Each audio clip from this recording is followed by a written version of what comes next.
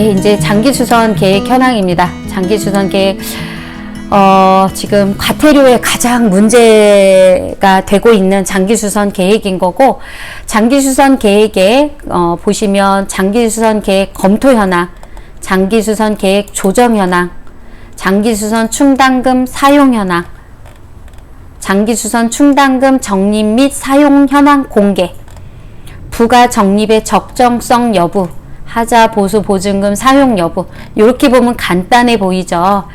여기서 나와 있는 부분보다 더 중요한 부분들이 어떤 부분들이 있냐면 시행규칙, 시행규칙에 나와 있는 장기수선 항목, 아파트에 나와 있는 장기수선 항목, 여기에 디테일하게 나와 있지 않습니다.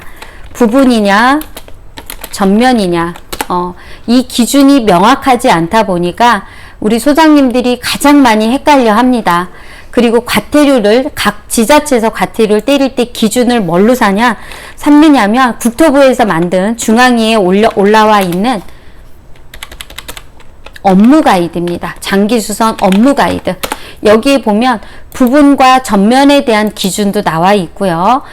굉장히 중요합니다. 최근 들어 많이 나오는 게 CCTV 교체 비용. 한 개 교체한 거. 한 개 교체한 거. 화재 감지기. 뭐 30만원 구입한 거. 이러한 부분들. 화재 감지기 30만원 구입을 했더니 장기수선 계획 위반 1000만원 과태료. CCTV 한 개, 이게 주의하실 사안은 기존에 있던 거를 교체하고 보수할 때는 장기수선 계획 총론에 의거해서 소액으로 지출이 가능하지만 없는 부분을 추가로 설치한다. 그러면 비록 한 개이지만 반드시 수시 조정을 거쳐셔야만 됩니다. 이러한 부분들, 예를 들면 가로등에 대한 부분들 굉장히 헷갈리는 부분들이 분명하게 많습니다. 또 하나 나오는 게 승강기 인버터 교체, 그리고 배수 펌프 모두 다 장기수선입니다. 요런 항목, 요 부분은 제가 좀 이따 설명을 드리고, 요거를 먼저 설명드리는 이유는 과태료가 다 이런 데를 기준으로 과태료를 부과하고 있기 때문입니다. 과태료 부과에서 가장 자유롭지 못한 이유가 대표회의랑 관리주체 양벌 규정으로 부과를 함으로 인해서 문제가 됩니다. 이 업무 가이드를 꼼꼼히 조금 읽어보셔서 시행규칙 장기수선에는 있지만 우리 아파트 장기수선에는 없다. 시설물에는 있는데, 그러면 이건 수시조정 통해서 반드시 장충으로 가셔야 됩니다. 우리 장기수선 계획 항목에 없다고 해서 없는 게 아닙니다. 여기에 다 들어가 있습니다. 예를 들면,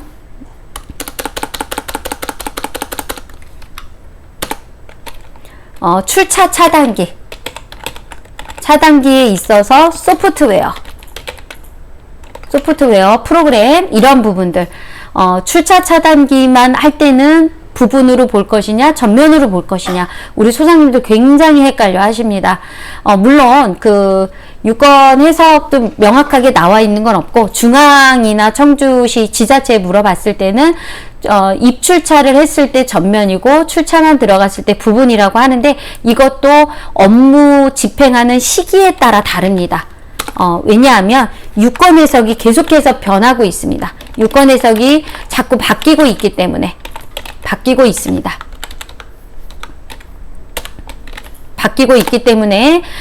언제 2년 전에 내가 했으니까 그대로 있을 것이다. 이렇지 않습니다. 반드시 집행할 때마다 규정과 유권 해석을 확인하시기 바랍니다. 이 부분들을 설명해 드린 이유는 법령에 있어서 과태료를 가장 많이 부과하는 부분들이 이러한 부분들 때문입니다. 그래서 업무를 진행할 때는 업무 가이드 보시고, 중앙공동지원센터 물으시고, 해당 지자체 물어보시고, 그러고 진행을 하시기 바랍니다. 네, 굉장히 중요한 사안들입니다. 네, 이제는 다시 원래대로 돌아갑니다. 그래서 장기수선 계획 검토는 3년 36개월마다 해당하는 법령을 링크 걸어 들어가셔서 이렇게 확인하실 수 있습니다. 3년마다 검토를 하는데, 검토하는 데 있어서 정기 검토, 수시 검토, 이미 정기 검토와 수시 검토의 기준은 다시죠. 그러나 검토 후에 조정을 했는지 조정을 하지 않았는지 요게 중요합니다. 이게 검토를 하고 난 다음에 몇 개월 뒤에 조정을 했다. 그러니까 검토를 하고 조정이 필요한 경우 입주자 대표의 의결을 받아서 그러니까 대표의 의결로서 조정이 가능하지만, 검토는 하고 몇 개월 뒤에 조정을 했다. 그때는 수시 조정으로 들어갑니다. 그래서 무조건 입주자 대표의 의결이 아니라 소유자 과반수 동의를 받아야 되는 거니까, 유권 해석이나 지자체 해석에 따라서, 민원인에 따라서 해석이 달라지는 이런 문제를 발생시키지 않으려면 정기 검토하실 때 조정을 같이 하세요.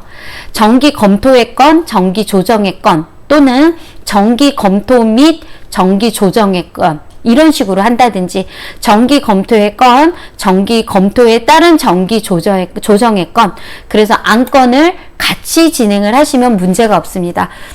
혹여 차이가 난다 해도 1개월 정도만 차이를 나게 하시고, 가능하면 그 외에는 수시 조정으로 생각하셔서 소유자 과반수 동의를 반드시 받으시기 바랍니다.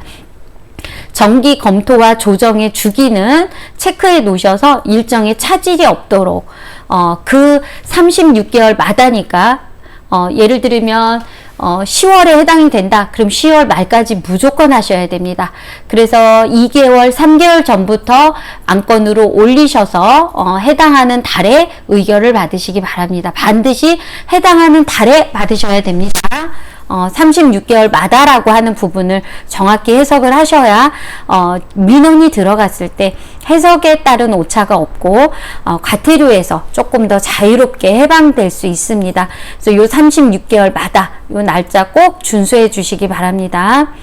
그리고 주의하셔야 될 부분들이, 검토와 조정을 외부 업체에, 컨설팅 회사에 맡겨서 조정을 하시는데, 장기수선 계획 총론에 없는 단지는 하실 수가 없습니다.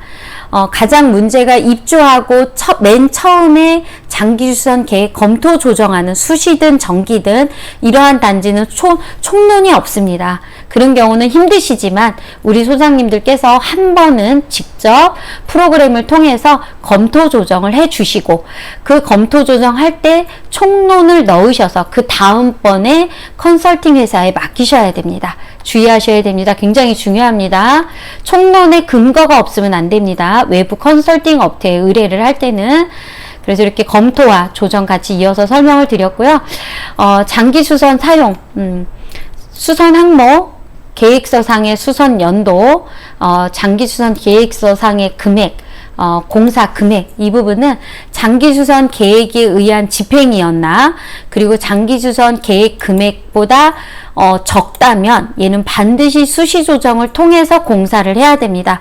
그런데 아직도 장기수선 계획 금액이 5천만 원인데 공사 금액이 1억, 이런 경우가 있습니다. 500이든 1000이든 계획서 금액보다 초과가 된다면 반드시 어떤 게를 하셔야 되냐면 수시 조정을 반드시 거쳐서 하시기 바랍니다. 무조건 과태료 1000 이하입니다. 그렇게 하시고, 사용계획서 누락되는 단지들이 또 굉장히 많습니다. 사용계획서 누락, 대표의 의결 누락, 절대 그러시면 안 되니까, 사용계획서 서식도 저희 본사 거창넷에 다 올려놨으니까 기본 폼 다 그대로 사용을 하시고요. 사용계획서는 반드시 작성을 하셔서 대표의 의결을 이렇게 받으셔서 공사를 하시고요. 장기수선 계획상 금액과 공사 금액은 공사 금액이 오버되지 않도록, 그리고 장기수선 계획서상 연도에 맞게끔 공사가 될 수 있도록, 그 해당 연도가 아니면 반드시 수시 조정을 거쳐서 하셔야 됩니다. 요 빨간색 기재한 거, 장기수선 충당금 계획서상의 공사 금액은 공사 계획 금액과 같거나 적어야 합니다. 그리고 수선 연도에 해당하지 않으면 소액 긴급을 제외하고는 장기수선 계획의 공사 계획 금액과 같거나 적어야 하고 연도가 동일해야 됩니다. 예. 그렇게 해주시기 바랍니다. 그리고 장기수선 적립, 이거는 관리규약에 나와 있습니다.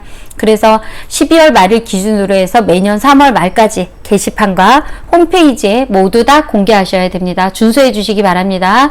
관리규약에 나와 있는 서식 그대로 사용을 해 주시고요. 장기수선 충당금 부과 적립금액, 적정한 금액, 관리규약에 나와 있는 이 금액이 실제 부과 금액과 틀리다면 과소금액으로, 과소적립으로 보셔서 지자체에선 적립하지 않은 걸로 간주를 해서 과태료를 부과하는 사례가 있습니다.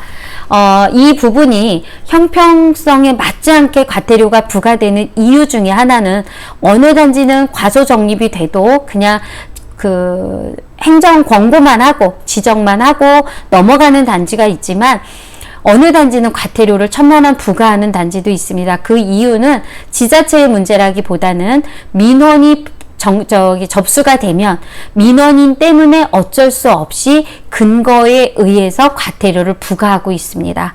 그래서 무조건 과소적립인 경우는 미적립으로 간주해서 과태료 부과하는 사례가 있으니까 어느 단지는 부과를 안 했대 라고 해서 안심하시면 안 됩니다.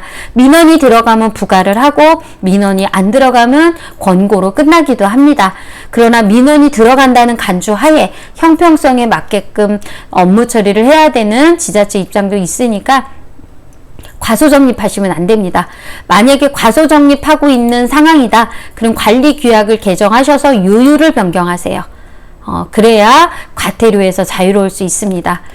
그리고 이제 하자보수보증금이나 우리 하자소송, 요즘 최근 들어 소송으로 진행되는 단지들이 종종 있는데, 하자 판결금으로 나온 부분들은 반드시 요 시행규칙, 요거 링크 걸어 들어가겠습니다. 시행규칙에 따라서 하자보수 보증금의 사용 내역 신고, 지자체에 반드시 신고해야 됩니다. 얘는 과태료 사안입니다. 그리고 하자 판결금 외에 다른 항목으로 쓸 때는 과태료 2,000만 원 대상입니다. 굉장히 중요한 거니까 하자 판결에 나온 항목대로 집행을 하셔야 된다라는 거, 그리고 시장, 군수, 구청장 반드시 지자체에 신고를 해야 된다라는 거, 요거 좀 주의하시기 바랍니다. 네, 그리고 이제는 시설물 이력 관리부터 요거는 다음 시간에 설명을 드리도록 하겠습니다.